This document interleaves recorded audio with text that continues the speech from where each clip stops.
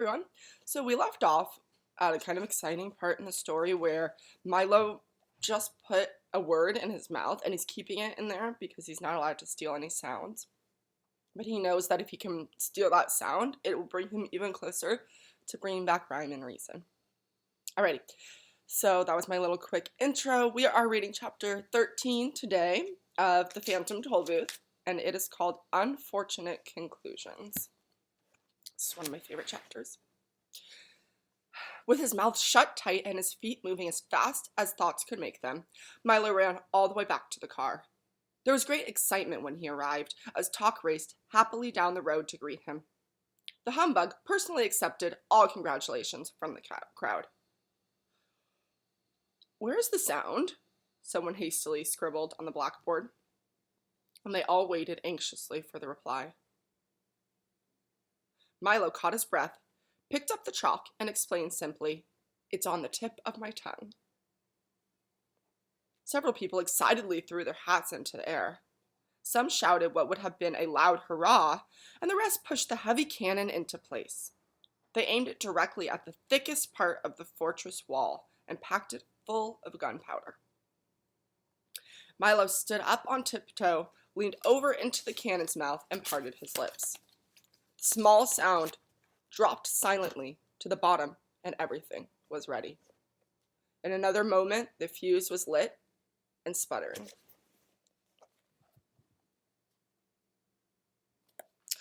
"Oh, I hope no one gets hurt," thought Milo. And before he had time to think again, an immense cloud of gray and white smoke leaped from the gun, and along with it, so softly that it was hardly heard, came the sound of what? It flew towards the wall for several seconds in a high, lazy arc, then struck ever so lightly just to the right of the big door. For an instant, there was an ominous stillness, quieter and more silent than ever before, as if even the air was holding its breath. And then, almost immediately, there was a blasting, roaring, thundering smash, followed by a crushing, shattering, bursting crash, as every stone in the fortress came toppling to the ground and the vault burst open, spilling the sounds of history into the wind. Every sound that had ever been uttered or made, from way back to when there were none to up to when there were too many, came hurtling out of the debris in a way that sounded as though everyone in the world was laughing, whistling, shouting, crying, singing, whispering, humming, screaming, coughing, and sneezing, all at the same time. There were bits of odd speeches floating about, as well as recited lessons, gunshots from old wars, babies' cries, auto horns, waterfalls, electric fans, galloping horses, and a great deal of everything else. For a while, there was a total and deafening confusion, and then almost as quickly as had come, all of the sounds disappeared over the hill in search of their new freedom, and things were normal again. The people quickly went about their busy, talkative business, and as the smoke and dust cleared, only Milo, Talk, and the humbug noticed the soundkeeper sitting disconsolately on a pile of rubble.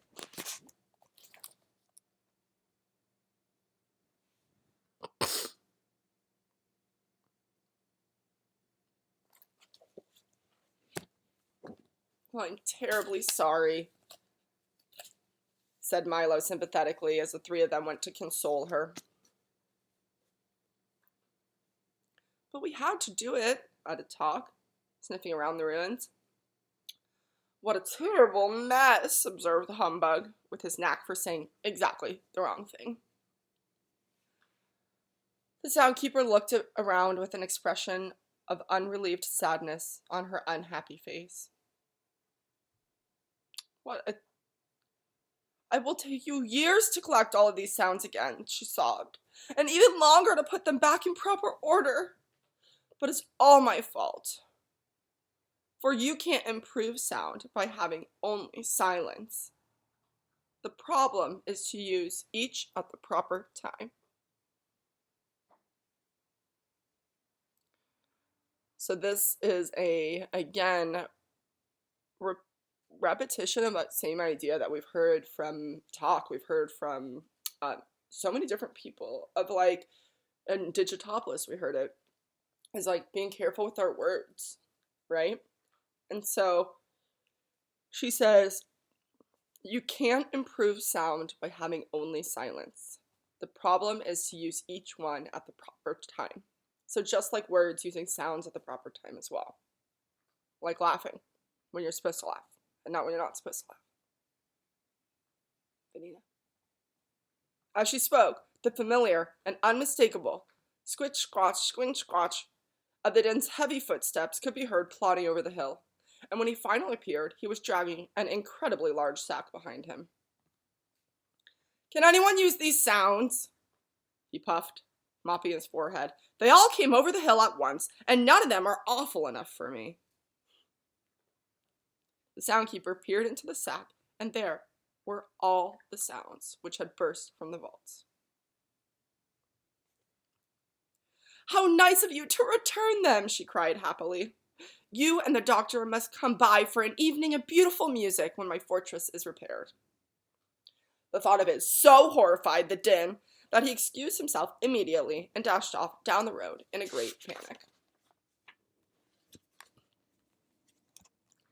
I hope I haven't offended him, she said with some concern. Well, he only likes unpleasant sounds, offered Talk. Ah, yes, she sighed. I keep forgetting that many people do, but I suppose they are necessary, for you'd never really know how unpleasant one was unless you knew. Oh, darn it. Okay, this is like one of my favorite lines and I messed it up, so I'm rereading it. Sorry. I keep forgetting that many people do, but I suppose they are necessary, for you'd never really know how pleasant one was unless you knew how pleasant. Oh my god, I messed it up again. Okay.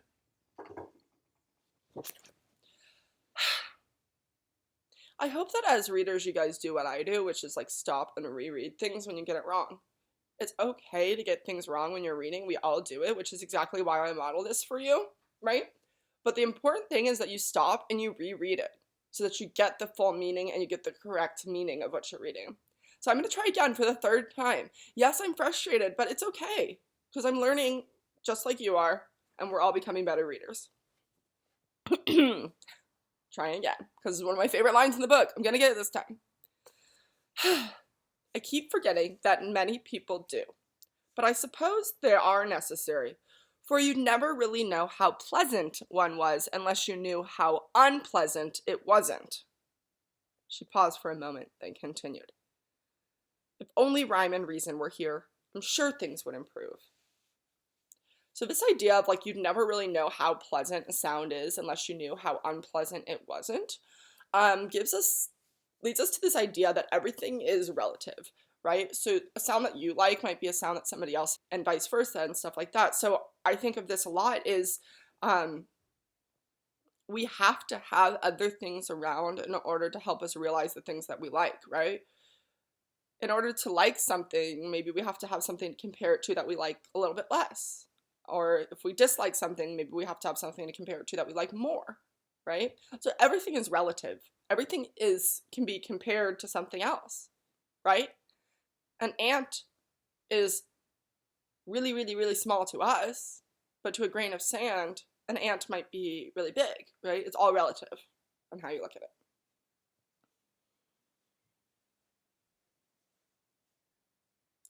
If only rhyme and reason were here, I'm sure things would improve. That's why we're going to rescue them, said Milo proudly. Well, what a long and hard journey that will be. You'll need some nourishment, she cried, handing Milo a small brown package neatly wrapped and tied with string. Now remember, they're not for eating, but for listening, because you'll often be hungry for sounds as well as food. Here are street noises at night, train whistles a long way off, dry leaves burning, busy department stores crunching toast, creaking bed springs, and, of course, all kinds of laughter. There's a little of each, and in far-off lonely places. I think you'll be glad to have them. I'm sure we will, replied Milo gratefully. Just take this road to the sea and turn left, she told them. You'll soon be in Digitopolis. And almost before she had finished, they had said goodbye and left the valley behind them. The shoreline was peaceful and flat, and the calm sea bumped it playfully along the sandy beach. In the distance, a beautiful island covered with palm trees and flowers beckoned invitingly from the sparkling water.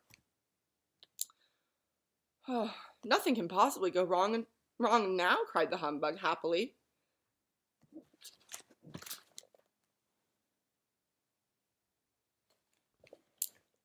And as soon as he said it, he leaped from the car as if struck by a pin and sailed all the way to the little island.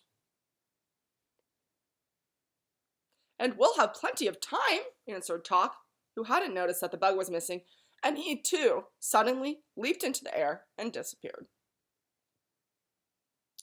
It certainly couldn't be a nicer day, agreed Milo, who was too busy looking at the road to see that the others had gone, and in a split second, he was also gone.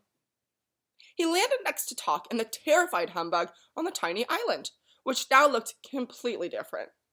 Instead of palms and flowers, there were only rocks and twisted stumps of long, dead trees. It certainly didn't seem like the place they had seen from the road. Pardon me, said Milo to the first man who happened by. Can you tell me where I am?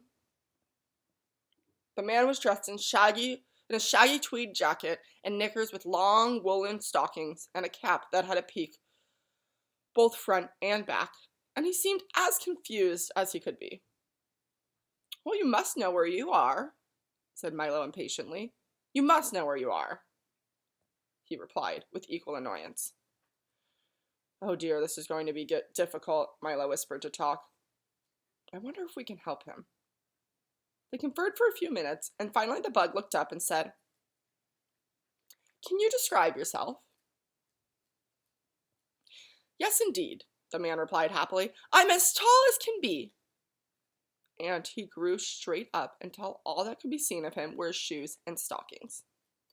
And I'm as short as can be. And he shrank down to the size of a pebble. I'm as generous as can be, he said, handing each of them a large red apple. And I'm as selfish as can be, he snarled, grabbing them back again. I'm as strong as can be, he roared, lifting an enormous boulder over his head. And I'm as weak as can be, he gasped, staggering under the weight of his hat. I'm as smart as can be, he remarked in 12 different languages, and as stupid as can be, he admitted, putting both feet in one shoe. I'm as graceful as can be, he hummed, balancing on one toe, and I'm as clumsy as can be, he cried, sticking his thumb in his eye. I'm as fast as can be, he announced, running around the island twice in no time at all. And I'm as slow as can be, he complained, waving goodbye to a snail. Is that any help to you? Once again, they conferred in busy whispers until all three agreed. It's really very simple, said the humbug, twirling his cane. If everything you say is true, added Talk, then without a doubt, Milo concluded brightly, you must be Canby.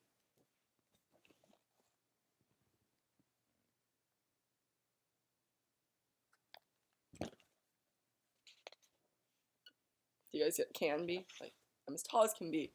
I'm as young as can be, etc. Of course, yes, of course, the man shouted. Why didn't I think of that? I'm as happy as can be. And then he quickly sat down, put his head in his hands, and sighed. But I'm also as sad as can be. Now, will you tell me where we are? Asked Talk, as he looked around the desolate island.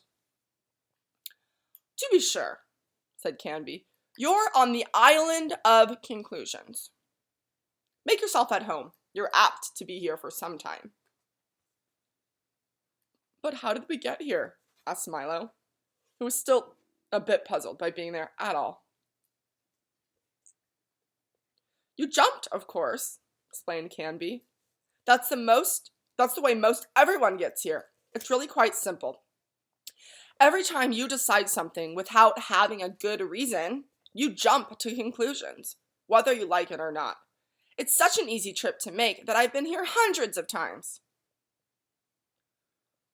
Oh, but this is such an unpleasant looking place, Milo remarked. Yes, that's true, admitted Canby. It does look much better from a distance.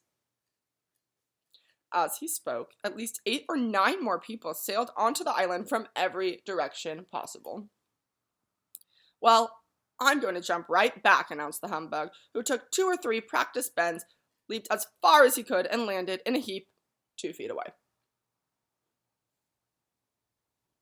That won't do at all, scolded Canby, helping him to his feet. You can never jump away from conclusions.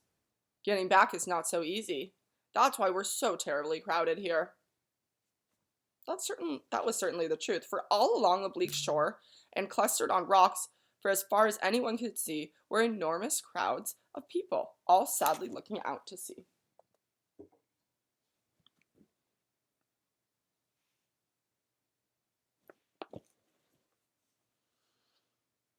Isn't there even a boat?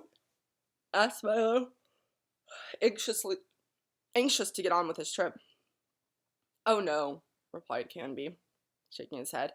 The only way back is to swim, and that is a very long and very hard way back. Oh, I don't like to get wet, moaned the unhappy bug, and he shuddered at the thought. Neither do they, said Canby sadly. That's what keeps them here. But I wouldn't worry too much about it, for you could swim all day in the sea of knowledge and still come out completely dry. Most people do. But you must excuse me now. I have to greet the new arrivals. As you know, I'm as friendly as can be. Over the humbug's strenuous objections, Milo and Talk decided to swim. And protesting loudly, the bug was dragged along with them toward the sea. Canby hurried off to answer more questions, and the last thing he was heard to say was, "Pardon me, can you tell me who I am?" They swam and swam for what seemed like hours, and only Talk's firm encouragement kept Milo struggling through the icy water. At last they reached the shore, thoroughly exhausted and, except for the bug, completely soaked. That wasn't bad at all, said the humbug, straightening his tie and brushing himself off. I must visit there again.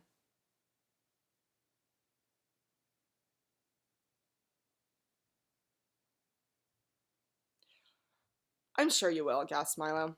But from now on, I'm going to have a very good reason before I make up my mind about anything. You can lose too much time by jumping to conclusions. I'm going to reread this. From now on, I'm going to have a very good reason before I make up my mind about anything. You can lose too much time jumping to conclusions. The car was just where they'd left it, and in a moment, they were on their way again as the road turned away from the sea and began its long climb into the mountains. The warm sun and billowy breezes dried them as they went. I hope we reach Digitopolis soon, said Milo, thinking of the breakfast they hadn't eaten. I wonder how far it is. And that brings us to the end of chapter 13. Chapter 14 is called The Dodecahedron Leads the Way. And that's where we will pick up next. So we've all jumped to conclusions before. And often it gets us in trouble or it wastes our time. We jump to a conclusion about something or someone, and then we end up having to backtrack on our thoughts to relearn something. And that's kind of this whole idea of the land of conclusions, or the island of conclusions. You can only get there by jumping. And you can only get off by actually swimming through the sea of knowledge and learning where you went wrong, maybe.